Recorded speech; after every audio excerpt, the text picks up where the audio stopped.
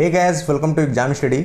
और आज हम लोग डिस्कस करने वाले हैं किशन गंगा पावर प्रोजेक्ट को, यानी कि किशन गंगा पावर स्टेशन हाल ही में चर्चा में क्यों रहा और चर्चा का विषय क्यों रहा है, इसके बारे में डिस्कस करेंगे। वाई इन न्यूज़ चर्चा में क्यों रहा है। और दोस्तों, आप जानते हैं कि हमारे एग्ज़ाम में जो क्वेश्चन है कैसे फ्रेम होते हैं। एक तो हमारा जो करंट का टॉपिक होता है, करंट में हमारा क्या चल रहा होता है, वो हमारा करंट का क्वेश्चन बनता है। साथ ही इससे रिलेटेड जो हमारा स्टैटिक जीके का पोर्शन है, स्टैटिक जीके का पोर्शन भी कहीं ना कहीं करंट का ही पार्ट होता है। तो जैसे कई सारी चीज़ें, अब जो पुराना हमारा पूछने का उनका तरीका था, मेथड था, वो सारी चीज़ें उनमें काफ़ी ज़्यादा चेंजेस आए हैं। आप डेली देखेंगे जो हमारे एग्ज़ाम होते हैं जो भी, उनमें जो उनके पूछने का तरीका है उनमें थोड़ा सा उन्होंने चेंजेस किया है।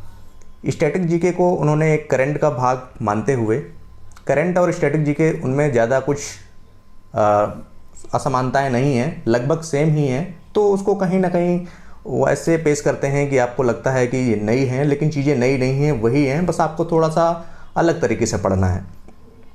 तो इस चर्चा में क्यों रहा, इसके बारे में बात करते हैं। हाल ही में किशन गंगा जो हमारा पावर प्रोजेक्ट है, यहाँ पर हमारे जो यूनियन मिनिस्टर हैं उन्होंने यहाँ पर विज़िट किया है।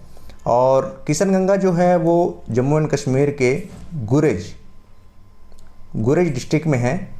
तो इसके तहत जो किशन गंगा पावर स्टेशन है ये 330 मेगावाट की एनर्जी प्रोड्यूस करता है। और उन्होंने इसलिए विज़िट किया कि जो न्यू एंड रिन्यूएबल एनर्जी है उसके तहत जो NHPC है हमारा, ये कौन हैंडल करता है? NHPC के बारे में मैं अभी आपको बताऊंगा कि NHPC क्या है और कैसी कंपनी है। NHPC एक मिनी रत्न कंपनी है, बोल सकते हैं। तो NHPC क्या है और इसके तहत कितनी एनर्जी प्रोड्यूस होती है, NHPC कब बना था, तो वो सारी चीज़ें हैं। तो यहाँ पर देख लेते हैं इसके बारे में, NHPC के बारे में। NHPC क्या है? NHPC का तो आपको सबसे पहले फुल फॉर्म पता होना चाहिए, national hydro electric power corporation private limited.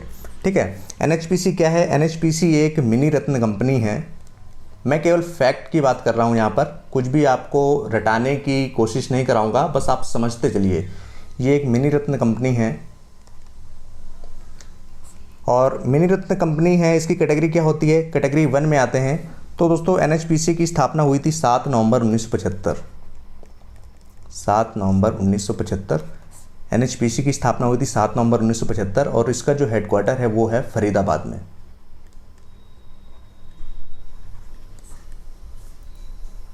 Faridabad कहाँ पर है? फरीदाबाद आपको पता ही है।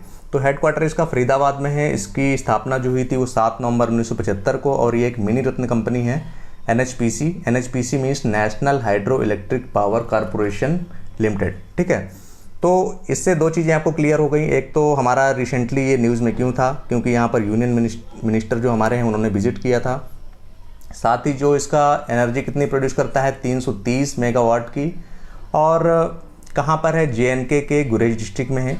तो इससे कई सारे क्वेश्चन आपके कवर होते हैं। ठीक है, अब इस डैम की सिग्निफिकेंस क्या है, इसकी महत्वपूर्णता क्यों है और ये चर्चा में क्यों रहा, इसके बारे में हम लोग जानेंगे कि क्यों ये पूछा जा सकता है।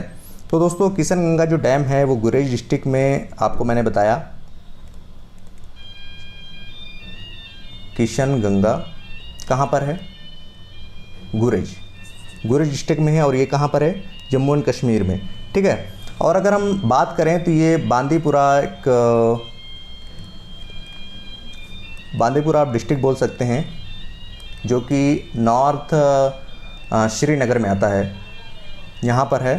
ठीक है, तो इसकी इम्पोर्टेंस क्या है और क्यों ये इतना ज़्यादा न्यूज़ में आया? क्योंकि 330 मेगावाट का जो पावर प्रोजेक्ट है, ये वाटर जो है ट्रांसफ़र करता है किशन गंगा रिवर में, और जो वाटर जाता है वो जाता है अंडरग्राउंड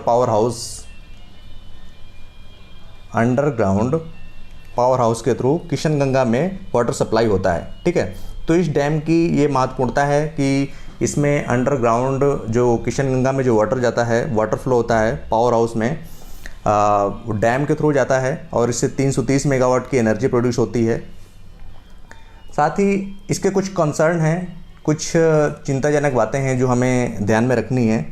यहाँ पर ऐसा सुनने में आया है कि कुछ जो इंडिविजुअल हैं, इंडिविजुअल बोल सकते हैं, या कुछ ऑर्गेनाइजेशन हैं, ऑर्गेनाइजेशन या इंडिविजुअल दोनों मिलके ऐसा कुछ इसको क्षति पहुंचाने की कोशिश कर रहे हैं, ठीक है। जिससे क्या होगा कि जो डाउन स्ट्रीम है यानी कि जो जलधारा है वो एक फ्लड का रूप ले ले, इसलिए थोड़ा सा चिंता का विषय है कि इसलिए इसकी सिक्योरिटी पर भी थोड़ा सा ध्यान रखा गया है और डैम की सिक्योरिटी कैसी होनी चाहिए इसके बारे में हम लोग डिस्कस करेंगे। तो जैसा कि मैंने आपको बताया कि इसके कुछ पहलुओं को आपको ध्यान में रखना है कि सिक्योरिटी जो होनी चाहिए डैम की, कैसे इसकी सिक्योरिटी को मेंटेन किया जाए।